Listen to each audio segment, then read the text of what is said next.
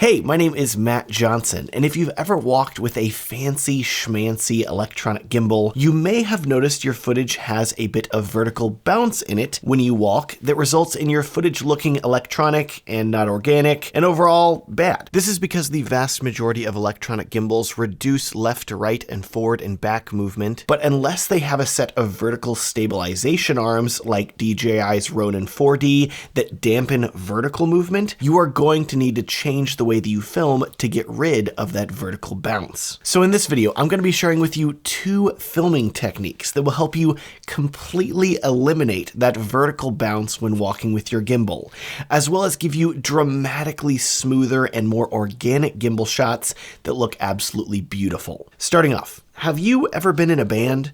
And not like a cool punk rock band, but like a slightly nerdier marching band.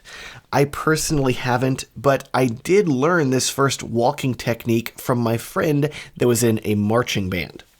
To execute this first walking technique, you need to learn how to properly roll step. This is commonly used in marching bands to help the members of the band walk as smoothly as possible while simultaneously playing an instrument.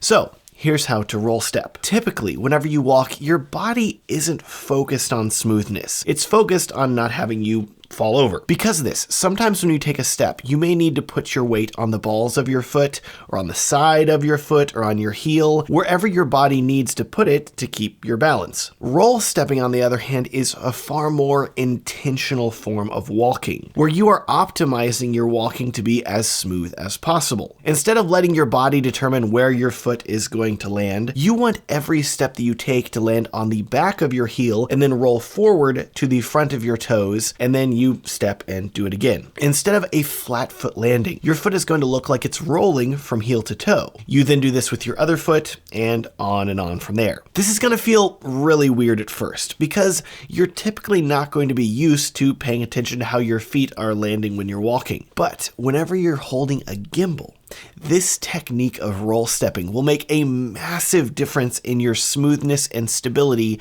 whenever you're walking while filming. Instead of your feet slamming into the ground with every step, roll stepping is going to give you a very smooth motion from one step to the next. And this smoother way of walking is going to dramatically reduce the vertical bounce that you're going to get when walking with a gimbal and give you even smoother footage. Now, I highly recommend grabbing your gimbal and practicing walking with this roll stepping technique until it feels natural. And then once it does, it's time to combine this first technique with the second technique that we need to talk about. We've talked about your feet, but now this second technique is all about your arms.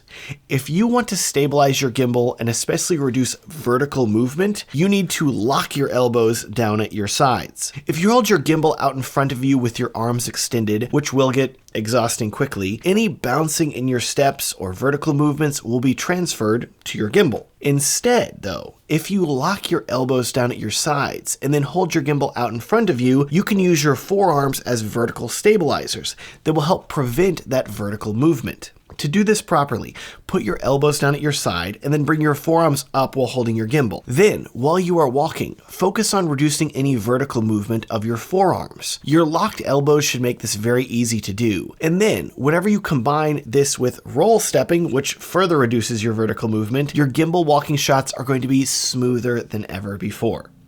Now, before we wrap things up, I do have one more bonus tip for you, and this isn't a walking technique, but it is something that I highly recommend that you do with every electronic gimbal. Anytime you get a new gimbal, go into your settings and there you will find a setting called deadband. This setting is what controls how sensitive your gimbal is to movement, with the pan deadband controlling how sensitive the gimbal is to rotations in your wrist, and the tilt deadband controlling how sensitive the gimbal is to forward and backward movements of your arms that cause the gimbal to tilt up and down. Out of the box, every single gimbal that I've ever used has these deadbands set too high, which results in the gimbal being overly sensitive and is the main reason that many filmmakers find gimbals to be too electronic feeling. If you want your gimbal movements to feel more organic and natural and less electronic, try turning down your deadband settings significantly. This will require some testing because every gimbal is different, but for me, by doing this and turning your gimbal settings down, your gimbal's going to require you to move your arms more before it reacts, and this can make your gimbal movements much smoother overall. And there you have it. Practice your roll stepping, lock your elbows, and turn down your gimbal sensitivity, and you'll be well on your way to amazingly smooth gimbal footage that feels smoother than extra creamy peanut butter. I don't know, you get it. Anyways, I would love to help you out even more. So I've put together a guide called Edit Videos Like a Pro that is going to teach you some of the biggest things that I've learned about video editing that took me many years to learn. This guide is completely free and you can download it at the link down in the video description. Thanks so much for watching and have a great day.